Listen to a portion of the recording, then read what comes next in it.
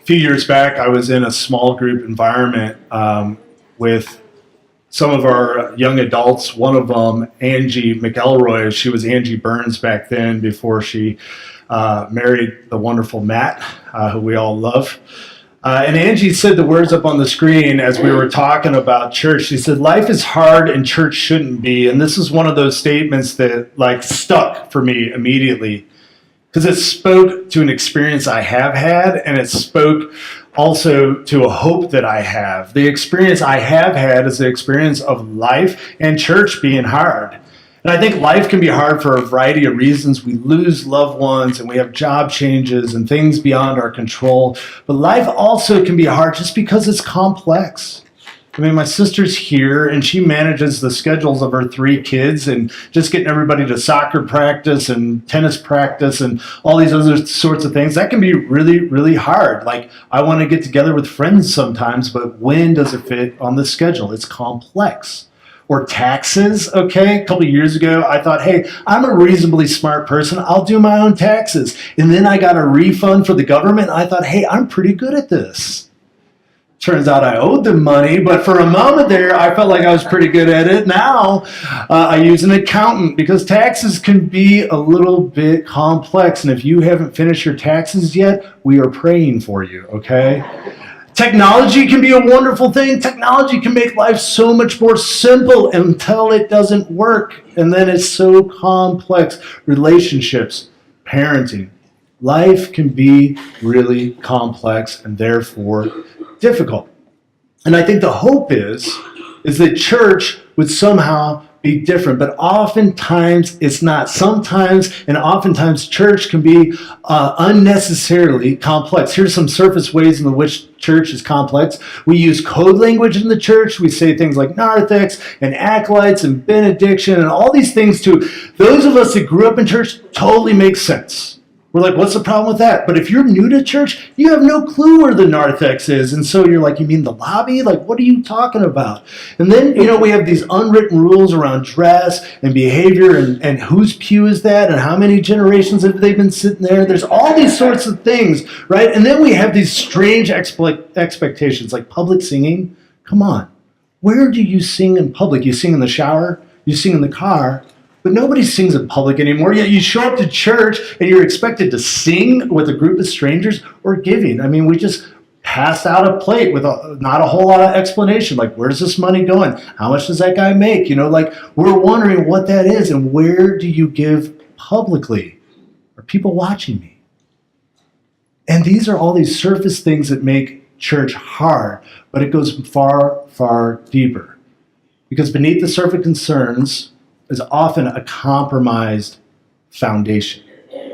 Something is fundamentally wrong with the belief system and the theology and how it's all put together. Now, that's a bold claim, but we've been working through this for going on 8 weeks now in a sermon series titled The Most Important Story You've Never Been Told. And this is the story of the new covenant. At the Last Supper, Jesus announces the new covenant. And for most of us, that just goes right over our head. But that is an absolutely critical moment in history because when the new covenant comes, it renders obsolete the old covenant. What's the old covenant? Well, it's found beginning in Exodus 20. It begins when Moses brings down the 10 Commandments. Who's heard of the 10 Commandments? Right, you've heard of the old covenant. Did you know that there's 603 additional laws that go with that covenant? And that covenant was made with the nation of Israel, not a group of individuals, a nation. It was bilateral. Both sides signed up, God and the nation. It was conditional. It was, if you follow my commands, I will bless you. If you don't, I won't. And it ended up being limited or temporary. Because the story of the Old Testament, if you were to read it, is the story of the nation of Israel breaking the covenant over and over and over and over again.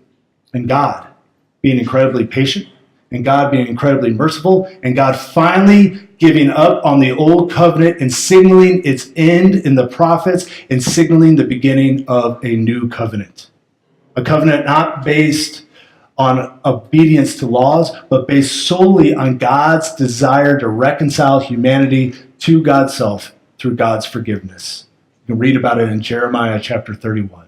And Jesus comes along and he announces the beginning of this new covenant and that it's available to everyone, not just the nation of Israel, and it's based solely on God's initiative to bring forgiveness to you. And if you let it in, it will change you. And the church, it got this right for a while. And it changed those individuals and it changed the world.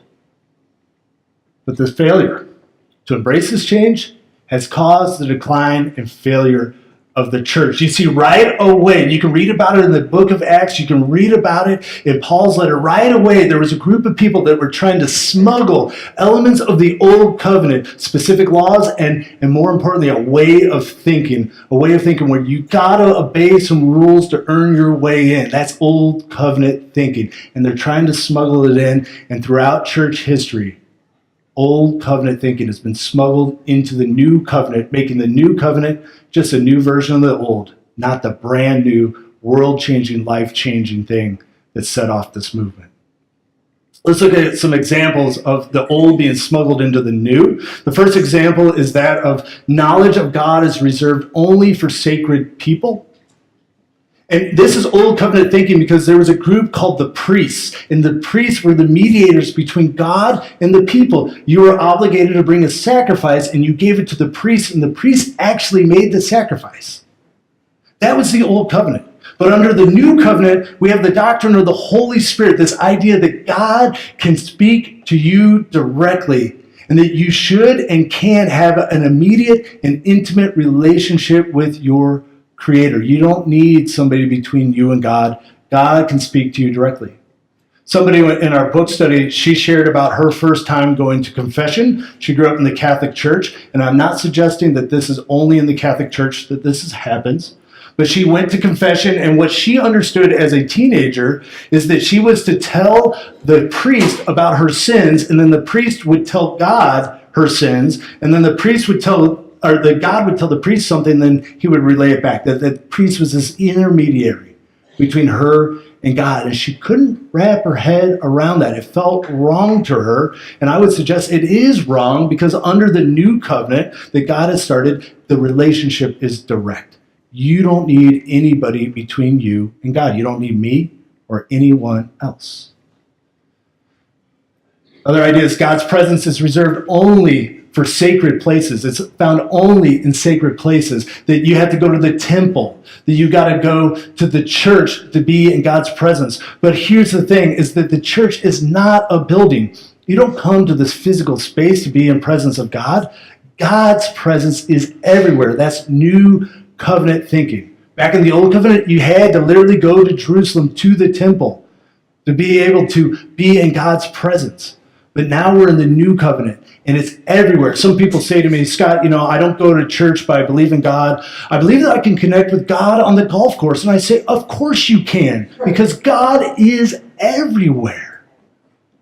And here, the reason we come here is to be not in the church, but with the church, because the church is God's people, and our presence together heightens the presence of God. The third thing is that God's acceptance is reserved only for those who follow a sacred set of rules. And the rules differ. If you're Baptist, it's one thing. If you're Methodist, it's another thing. If you're Catholic or Buddhist or UCC, the rules tend to differ, but churches tend to gravitate toward a set of rules. It's God's grace plus these things. And that's Old Covenant thinking, because it was based on a set of rules in the Old Covenant. There were 613 of them, but the Pharisees and the other scholars, they couldn't get enough of it, so they created rules on top of those rules on top of those rules. And that was the way people were living. And here's what I know about you. You have a standard. You have a set of rules about life, and you struggle to even keep your own set of rules, let alone God's rules. And that's Old Covenant thinking. The good news is we, as followers of Jesus, are not under the Old Covenant. Let me point out one more thing. If you look at this, if knowledge of God is reserved only for sacred people, and it tends to be sacred men, by the way, And God's presence is found only in sacred places, and acceptance from God is reserved only for those who follow sacred rules. And say I'm that sacred guy, and this is that sacred place, and I get to set the rules. I kind of control God, don't I? And so there's a real interest in spreading this kind of theology because it brings control. Come next week, we're going to talk about some of the history of the church and how it goes into a mode where it tries to control things rather than be the church of the gospel. Now, this makes the church unnecessarily complex. This makes the gospel unnecessarily complex. This never should have been there in the first place because the church was always meant to be simple. Life is hard. Church shouldn't be. Church actually should be simple. Now, simple and easy aren't the same thing, but it should be simple. Where do we get that idea? Well, we get that idea from the church itself. It settled this matter a long time ago in or around the year 48 AD.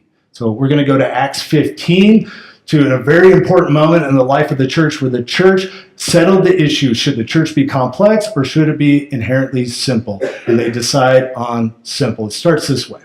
Certain people came down from Judea. Judea is the region where Jerusalem was. They came down because it was of a higher elevation to Antioch, which was actually in the north. But Antioch is a center of the early Christian movement, specifically where Gentile Christians, that means non-Jewish Christians, had started churches, and there was a lot of them. So they had come down and they began teaching the believers, unless you are circumcised, which is kind of code language for Old Covenant, unless you follow all the rules of Moses, unless you are circumcised according to the customs taught by Moses, you cannot be saved. Yeah, Jesus and grace and the cross and all that sort of thing, but first, you got to follow all these rules. Now, Paul's in Antioch, and we know that Paul got greatly offended anytime anybody tried to attach anything to the pure grace that is in the new covenant.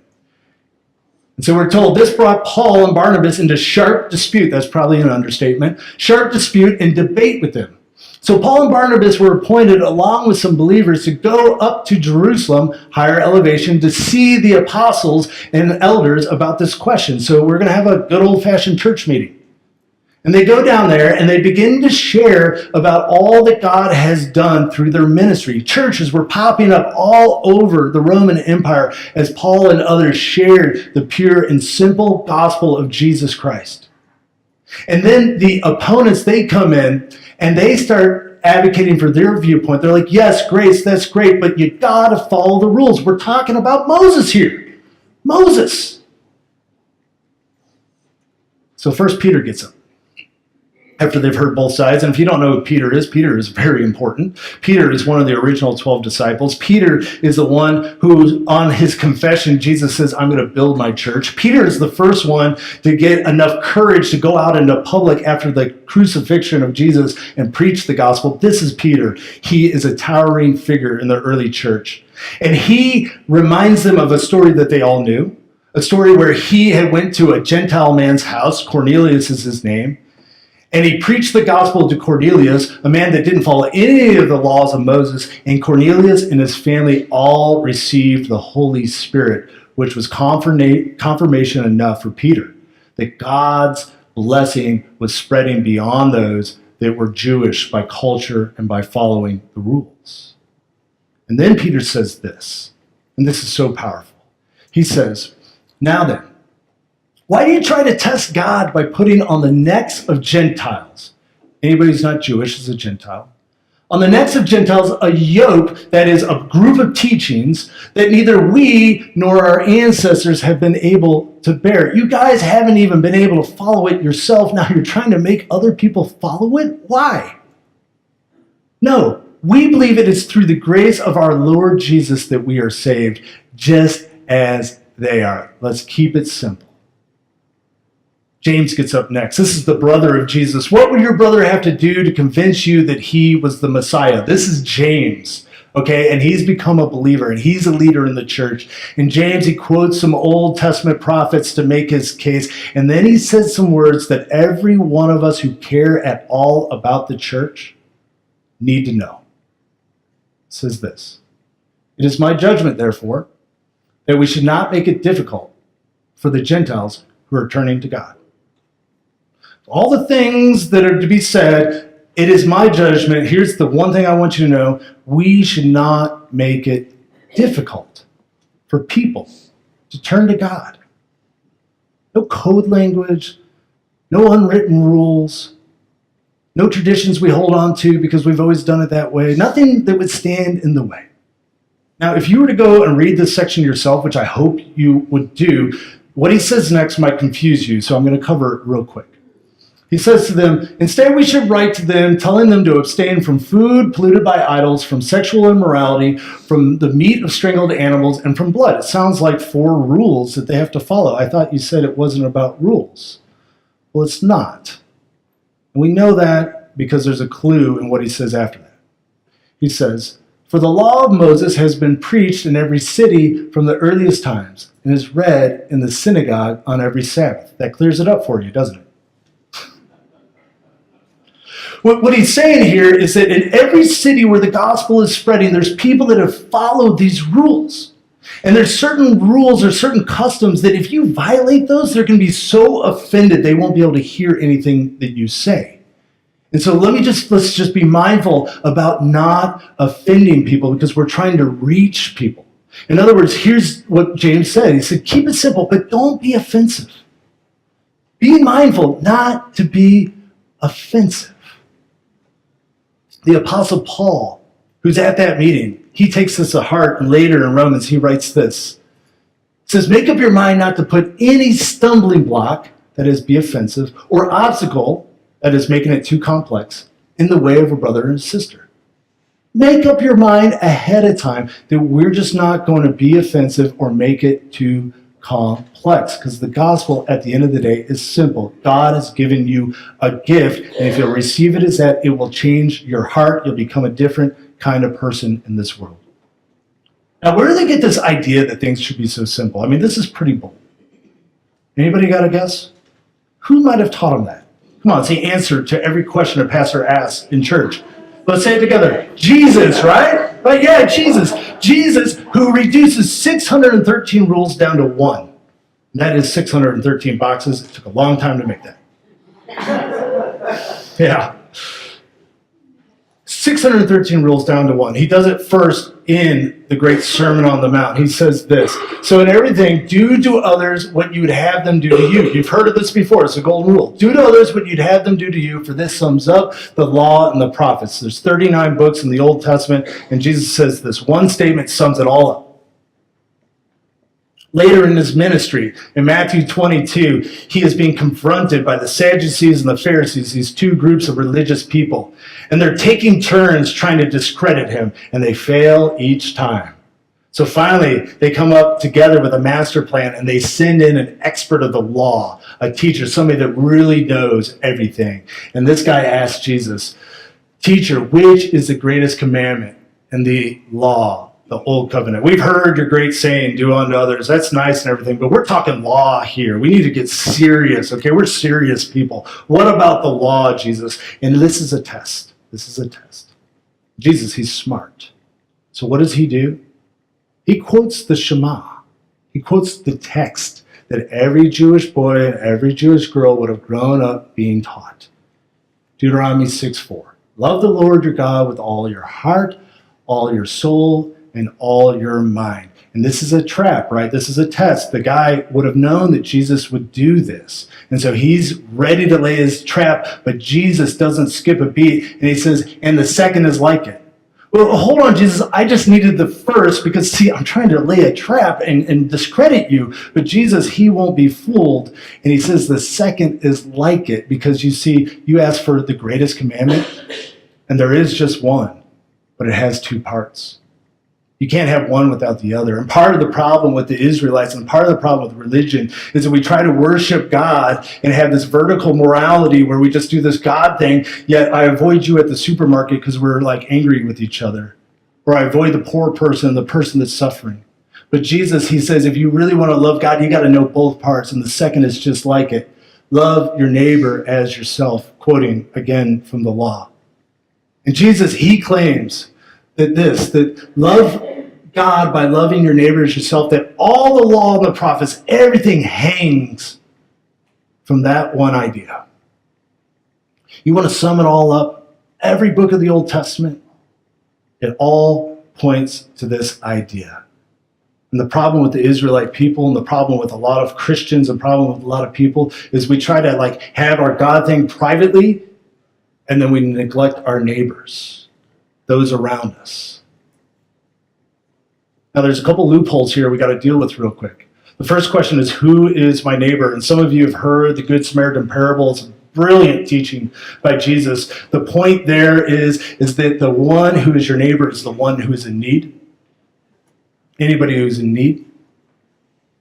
But last week, if you were with us, I was teaching from the Sermon on the Mount, and Jesus ties our lives to the character of God. He says, follow God's character. And here's what he said about God's character. This is brilliant. He said, God causes his sun to rise on the evil and the good, and sends rain on the righteous and the unrighteous.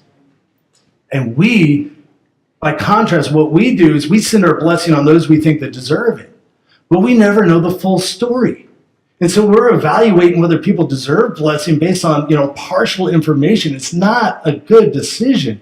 And Jesus says, rather than doing that, you should just match your character to God's character. And God is the kind of God that allows the sun to shine on those that deserve it and those that don't. That closes the loophole, doesn't it?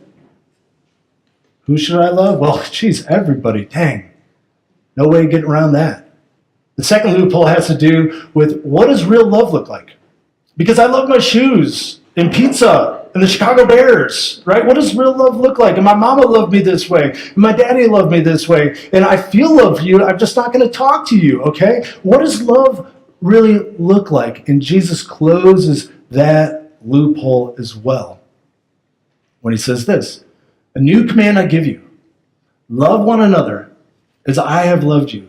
So you must love one another. Now, the guys in the room would have immediately thought of their lifetime and their time spent with Jesus. Matthew, a tax collector. Everybody hated him. He was no good. He was finished. Might as well just pass on by. But what does Jesus do? He invites Matthew in. Peter, who messes up over and over and over again, ultimately denies that he knows Jesus. And Jesus offers forgiveness and reconciliation and guidance to Peter over and over again. Jesus invites in the centurion. He invites the tax collectors. He invites the lepers. He is the kind of person that is willing to sacrifice his reputation and his own needs to love others. That is the model. Whatever your model might be as a follower of Jesus, he says this is the model. And so the disciples are left with this one question: how can I love like Jesus? I don't need a whole lot of rules. I don't need a whole lot of requirements. This one question is enough. In light of what I know about Jesus, how do I love like him? What would he do in this moment? Now that was for them. They were followers of Jesus, okay? They had spent years with him. They had saw him. They had broke bread with him, all these sorts of things. But Jesus, he then says this: by this, everyone will know you are my disciples if you love one another. And that applies to you. It applies to me if we choose to be disciples. You are forgiven and granted righteousness in God's sight. You are invited into heaven because of God's grace. That is the gospel. You don't earn your way in. If you let that in, it will change your heart. And then you'll be asking, okay, so what sort of command, what sort of idea should guide me? How many rules should I have? And Jesus will say, just one. One question. What does loving like Jesus require of me? My work? My marriage? With my kids? In my church? With strangers? With relatives? With that uncle I can't stand? With all those people? What does loving like Jesus require of me? It's way simpler, but simple isn't always easy, because this, my friends, there's no loopholes. It's far more demanding. But it leads to a different kind of life and a different kind of world.